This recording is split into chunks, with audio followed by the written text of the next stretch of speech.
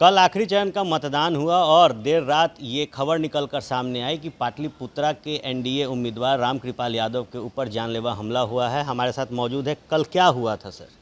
कल एक्चुअली मैं अपने क्षेत्र में घूम रहा था विधानसभा वाइज, तो मैं अंत में मसौड़ी गया। मसौड़ी जाते ही मुझे जानकारी मिल गई थी कि वहाँ रेखा पासवान, वहाँ के स्थानीय विधायिका, जा कर के तिनेरी बूथ पर अवैध तरीक़ा से पोलिंग बूथ के अंदर जा कर के हंगामा क्रिएट किया और लोगों ने प्रोटेस्ट किया। खैर शासन प्रशासन आया, अपना काम किया। मैं जब गया तो उस समय लगभग 6:30 बज रहा होगा, पोलिंग बूथ बंद हो गया था। तो मैं अपने समर्थकों से बातचीत कर रहा था। वहाँ से फिर निकल कर के तिनेरी के ठीक बगल में एक गांव है जमलपुरा, वहाँ कुछ पिछले बार भी रेखा पासवान वहाँ जा कर के हंगामा क्रिएट की थी, वो जमालपुर गांव में। वहीं जाके कार्यकर्ताओं से मिल रहा था। मिलने के लिए जा रहा तो रास्ते में ही जब निकलते के साथ पटना डोभी जो 4 लेन है, वहाँ कुछ 20-25-30 आदमी इकट्ठा था। मुझे क्या पता लोग इकट्ठा होंगे। मैं ऐसे में गया, फायर किया, 3-4 फायर।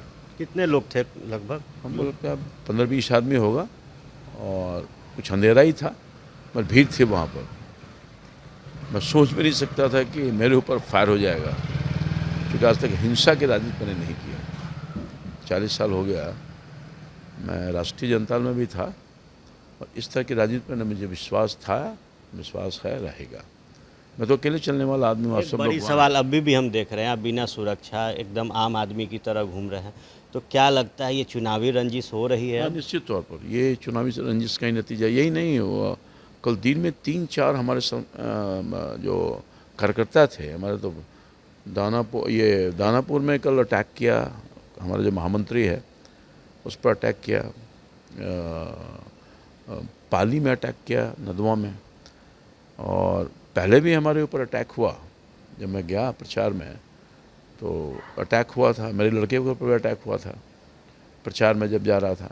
मगर कल तो बच गए। मगर हमारे साथ जो हमारा जब फायरिंग हुआ तो कुछ हमारे जो समर्थक थे वहाँ बगल में थे, तिनेरी गांव के ही वासी थे, उनको पकड़ करके ईंटा पत्थर चलाने लगा। तो प्रोटेस्ट कर रहा था, तो उसमें से पकड़ के